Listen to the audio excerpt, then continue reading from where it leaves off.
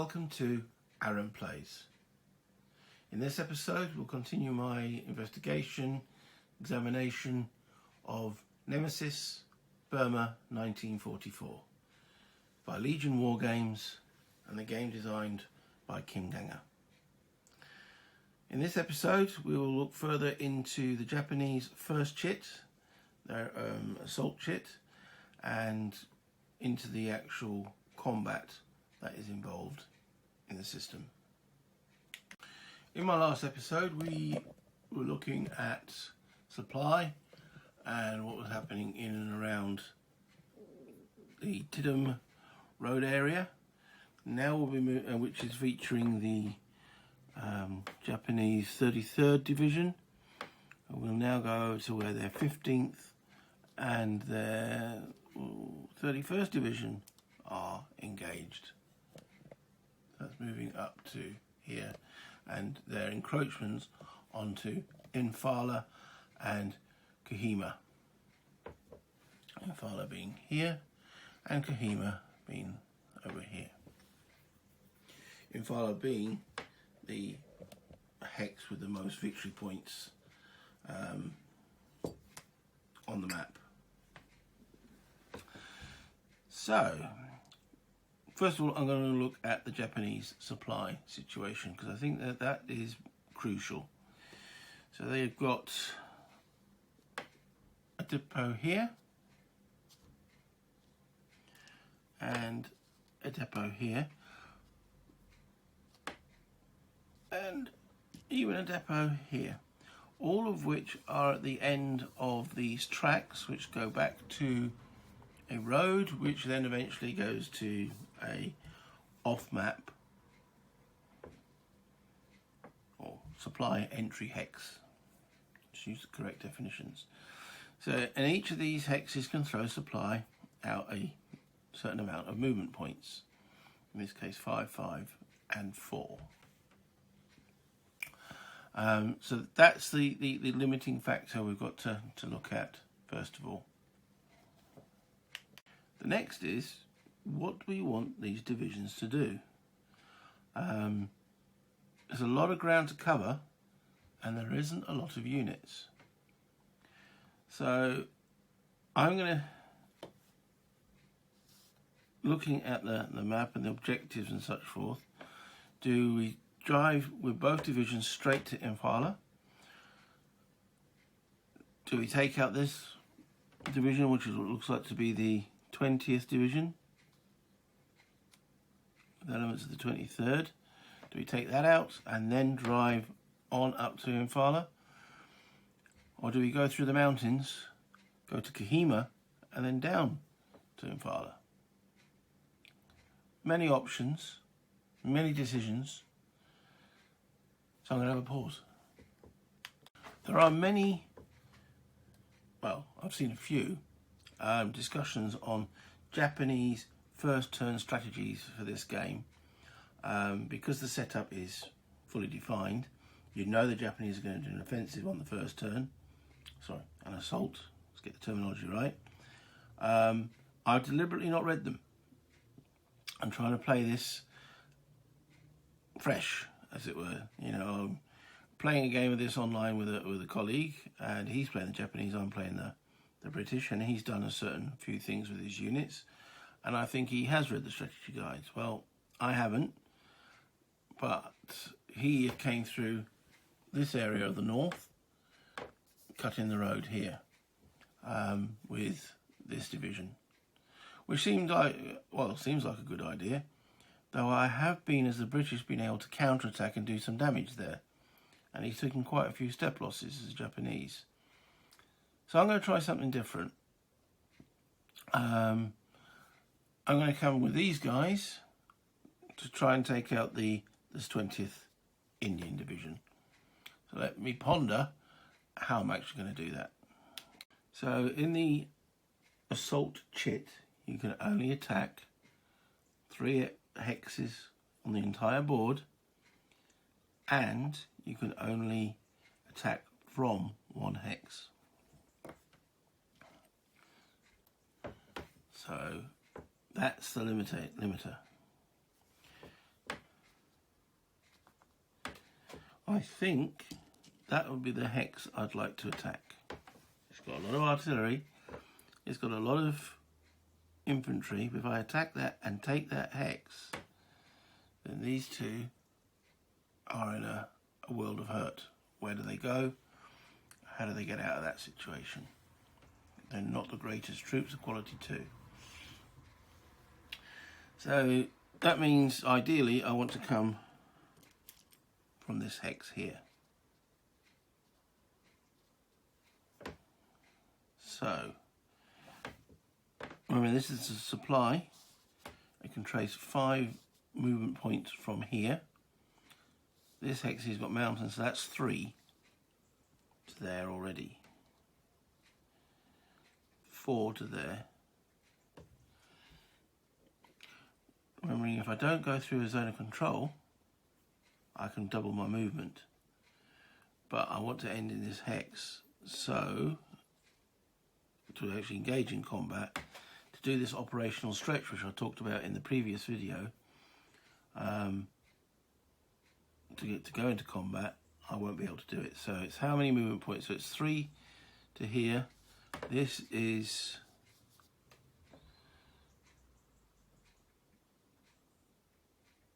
that's rough.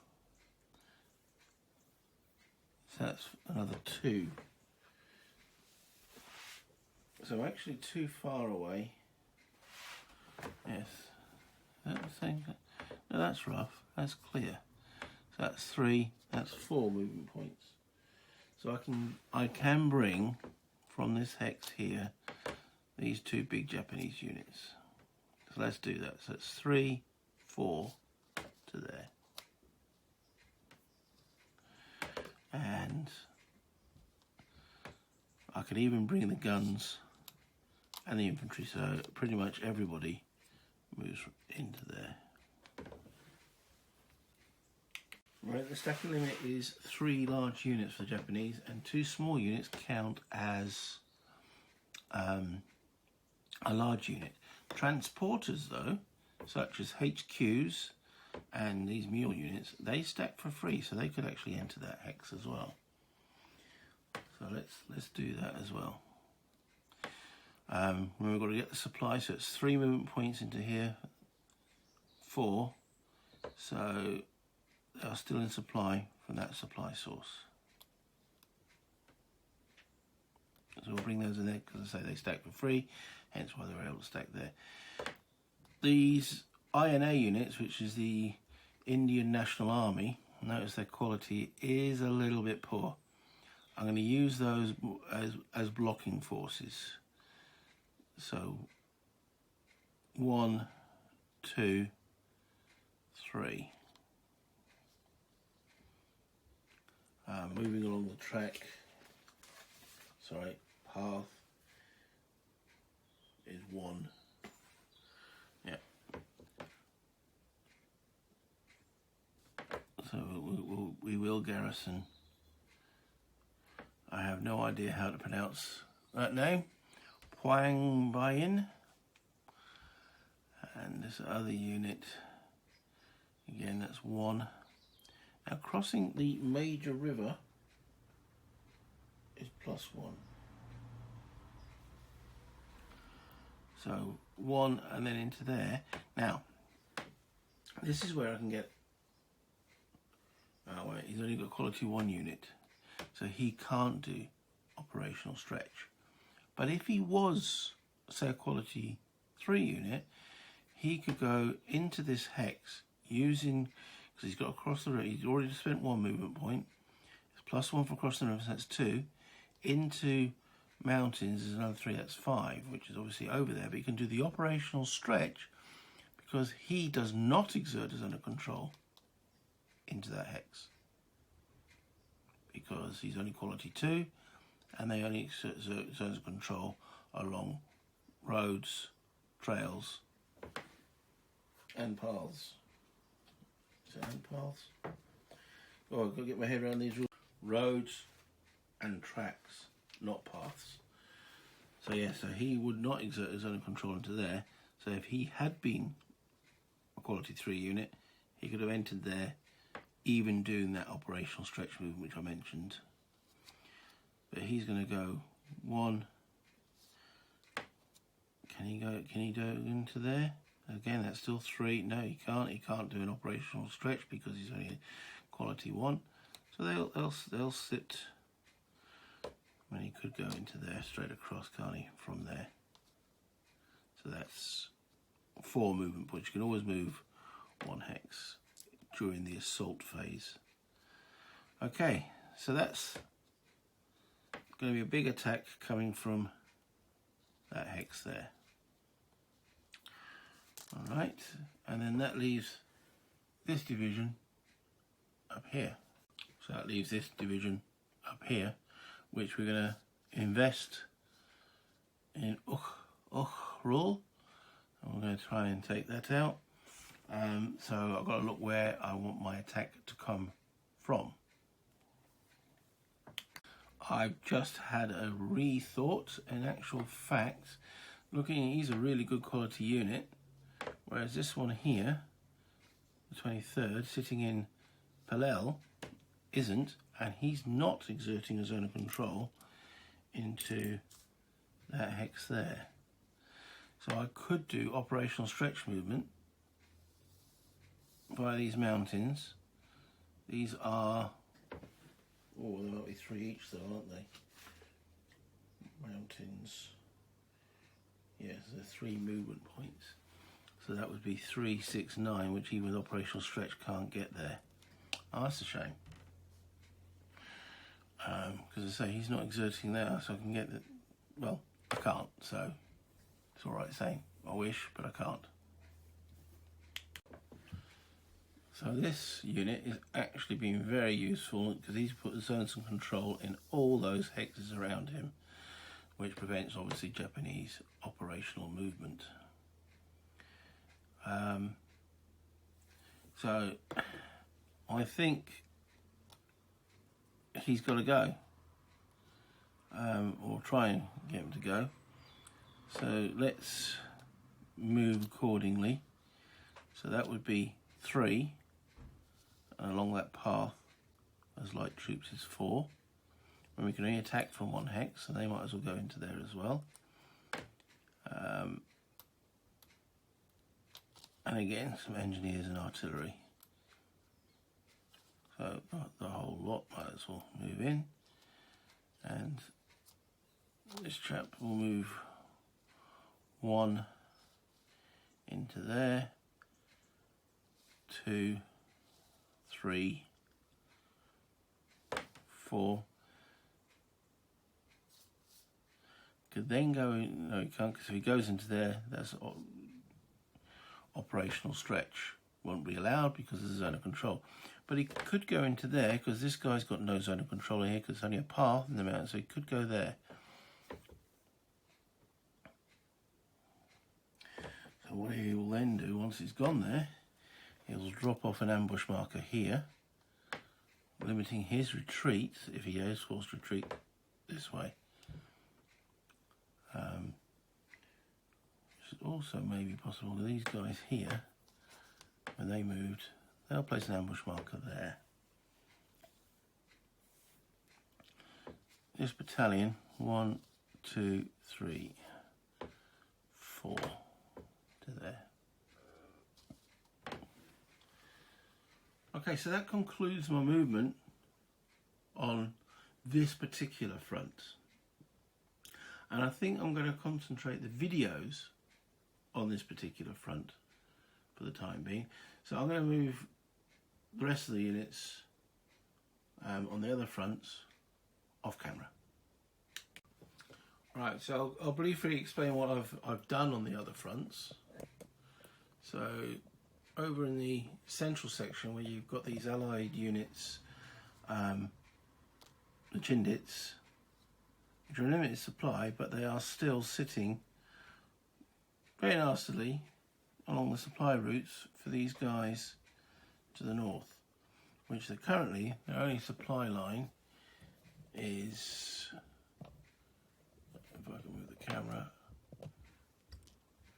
from here along this road all the way up, supplying where the red dots here, and then in via this way. So we've got to try and stop them cutting this link. I mean, there is another supply route further on the front. So what the Japanese have done here is consolidated a bit, dug in, battalion over here, brought in some more troops from the Yunnan front, as long as they maintain enough of a garrison there, and they brought in the Army HQ and for one of the other regiments of the 15th Division to carry on or help the assault on Chittagong. So that's the other front. On the Yunnan front, which is way over there, well, the other distance. I mean, I suppose technically I could move the camera across, couldn't I? Let's do that. Okay, so for the Japanese, they hope this will be the silent front. There's lots of Chinese strength here, but the Chinese will only move or become aggressive if King Shek, their leader, is activated. And currently he's only activated on a 1. So the first time the Allies actually get to play a chit, they roll a dice. If it's a 1, they will actually can start moving forward. So the Japanese have just dug in here. They've got not much strength in and around here, but if they have less than 8 steps within, I think it's 7 or 8 hexes of this border, or movement points of this border area, there's a modifier, an additional -1 modifier for these guys to start moving forward, which obviously the Japanese wouldn't like to happen. So they've dug a few bunkers. There's a whole division over here, but generally static. Again, I presume there is a potential to attack, because again, the quality of these Japanese units, 3 to these Chinese units, 1. Each quality differential gives a column shift in the odds. So you could attack at 1 to 2, and all of a sudden you'll be attacking at 2 to 1. Even so, with less troops, you could do some damage to those Chinese. But I've maintained that on this particular playthrough that the Japanese are staying fairly static there. So into the combat part of the assault phase, so it's attacking from 1 hex against 1 hex. A maximum of 3 hexes can be attacked. So I've marked on the map here the 3 hexes that I want my Japanese to attack. Okay, so that's the target there. So we've got a target near Tidum, actually attacking into Chittagong, and the unit in Okaro, which is the top left. So that's the 3 attacks. The Japanese also have 1 air unit which they can bring in. So I'm going to work out roughly what the odds are and work out where I want that Japanese air unit to go. So after a quick counter of odds and such forth, the Japanese air unit will go to assist this attack on Tamu Murray. But we'll start with the attack down the bottom here. Okay, so when it comes to combat, you go through certain actual steps. Okay, so first thing we've got to look at is the odds. Okay, so there's 19 attacking 6. That's a straight ratio of 3 to 1. Then you've got to choose a spearhead unit. So we will have the infantry as a spearhead unit, and then obviously the spearhead defence, but there's only 1 defending unit, so we know that. Then we look at column shifts. So at the present moment, the attack is at 3 to 1, and then you look at the quality. He's a quality 2 versus a quality 3. So that grants, and I'm going to use little chits here, that grants 1 column shift. Okay. Is the attack in mountains? It is. The terrain is mountains, so that cancels that column shift. So it's still 3 to 1. And then you look at support advantage. You get 1 shift to the side with a minimum of 3 support. Support is done by these units with a yellow background. So he has no support, whereas they do have support. So that grants that column shift again. Okay. So it's 3 to 1. The actual tables are at the top of the map there. I can't see any other way. So that's the top there, yeah. Alright, so I'm going to roll the dice. It's 3 to 1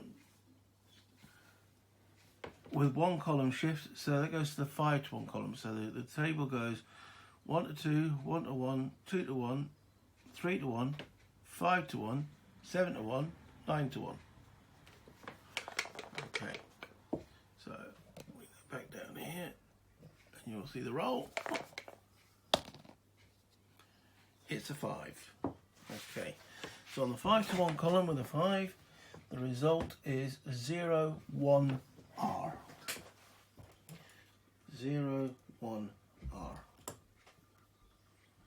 Okay, so the first thing is I rolled a 5 for the attack. And 5s and 6s, if you're attacking, alright, improves yourself 1 slot on the satisfaction table. So if we look over here, camera move. Alright, well, I've got the lament and satisfaction. The little general here, marker, General Mut Aguchi, he moves 1 up on the satisfaction. So if you roll a 1 or a 2, 5 or a 6, you get a +1. If you roll a 1 or a 2, your opponent gets +1. Okay. If this marker ever gets to the 9 slots and then wants to move beyond, it resets to the 0 and then counting on it, and your actual overall commander moves up +1 on the satisfaction. Remembering from the earlier video that is how you determine victory at the end. So moving the camera back to the situation here. So again a +1 just for the actual roll on the dice. Then we've got a 0, 1, R. So the first part, 0, is the attacker's losses. Well, they've taken none. The defender must take a step. Okay, so we'll flip that over. Boom, that's their step loss. And then the R result. Retreat in this is like its own little sub mini game. I mean, there's not many pages in the rules. The overall rules is 16 pages, but 1 whole page is dedicated to retreat and advance. So in this situation, the Japanese, okay, can do what's called enforcing the retreat.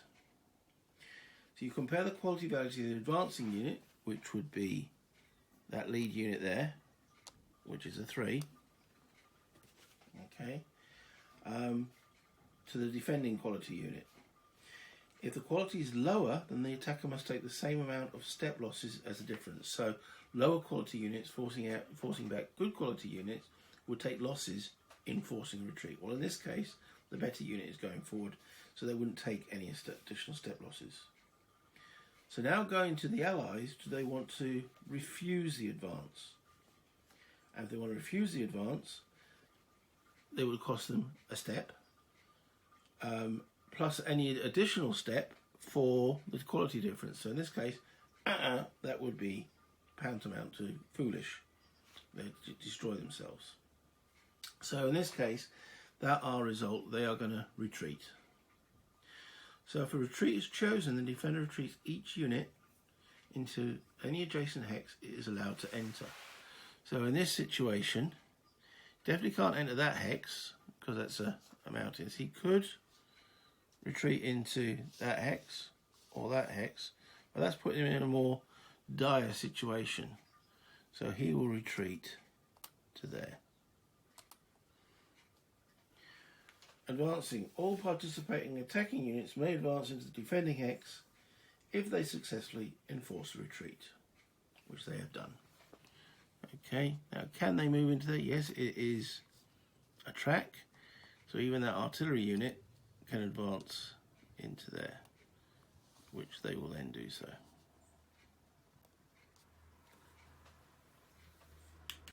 So moving up the front, we have an attack coming in here with some air support. So this is a 23 versus 14 attack.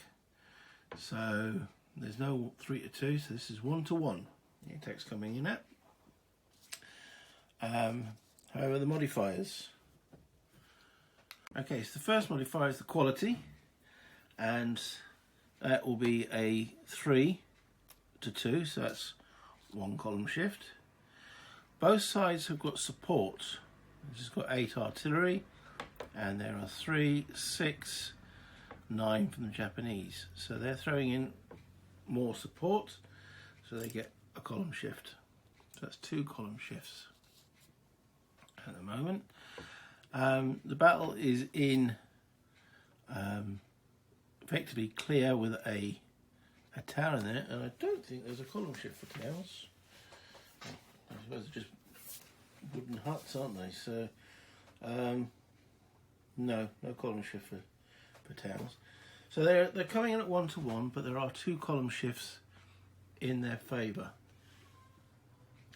And they could technically make this what's called a large or massive combat. Attacker may declare massive combat if more than 8 steps are the final ratio has got to be less than 3 to 1. Well, it's not at the moment. It's 1 to 1. It has now become 3 to 1 because of those 2 modifiers.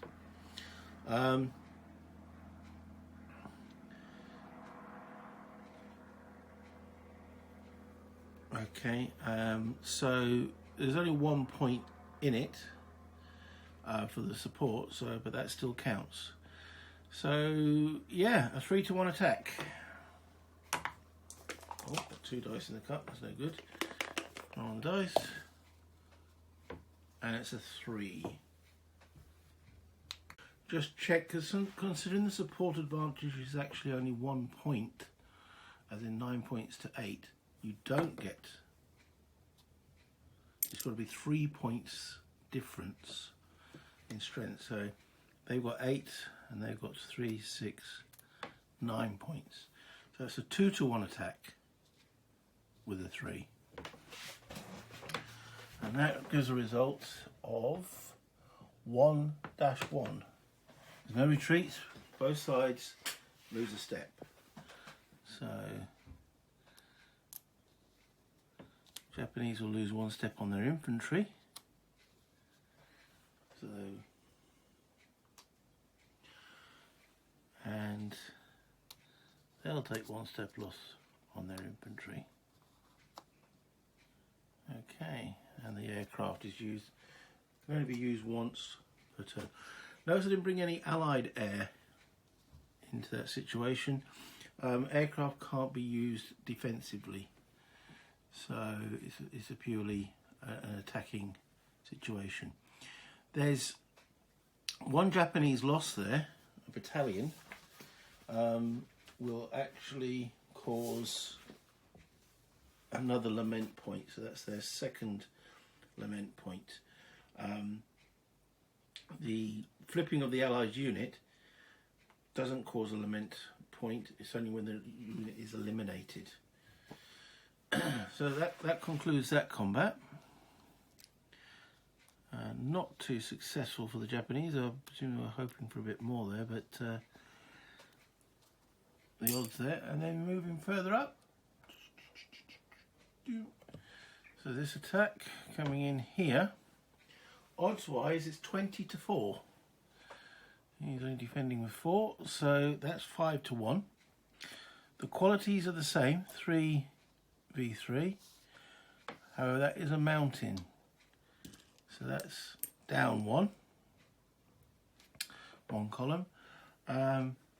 But the Japanese have got support involved in this. They've got engineers and artillery. There's no support here, so that cancels that out. Cancels out the mountain. So it's a straight 5 to 1 attack.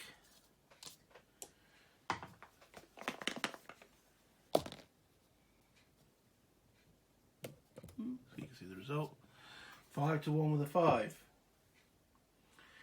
Okay, so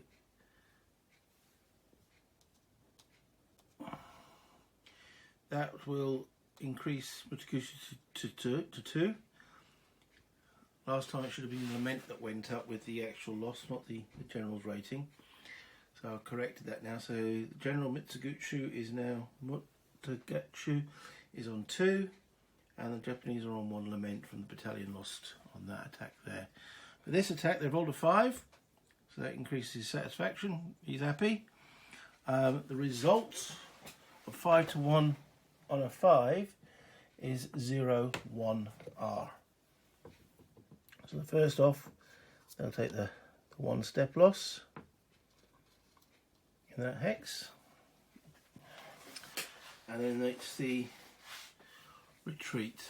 Well, there's no point in them actually fighting it out there, so taking an additional loss, so they fall back, which means the Japanese can advance in.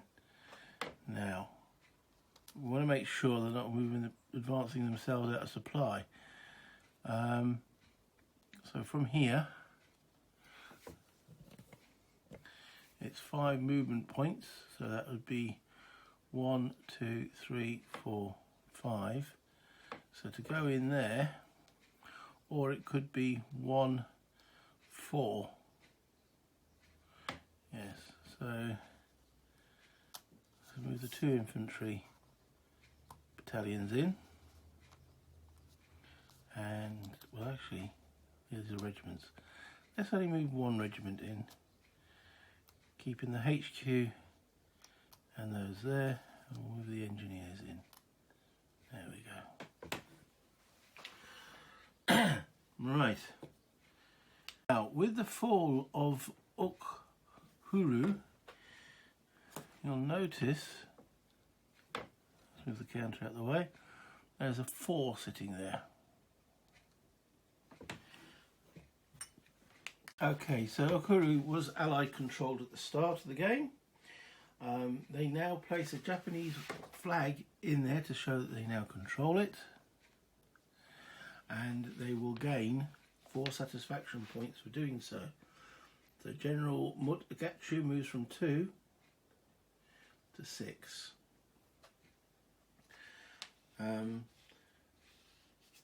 So yes, that's a good thing for them. So if, as that's now got a Japanese flag in it, if the Allies retake that hex, they will only gain half of those points back. That's the importance of the flags. So that objective is now worth 2 for the Allies to retake it. And that concludes the Japanese Assault Chit. So now I'm going to reset all the counters, so they're all facing north-south, even though they're moved. And we go straight into the Allied Assault Chit. Well, I'm going to call that the end of this video. So if you haven't done so already and you like what you've seen, please hit the like button. Please subscribe to my channel if you enjoy the videos that I'm making, and you know, I'll be making more of this kind of content. And any discussion points, comments that you'd like to make, always appreciated and always get answered to. Thank you for watching. Until next time, bye.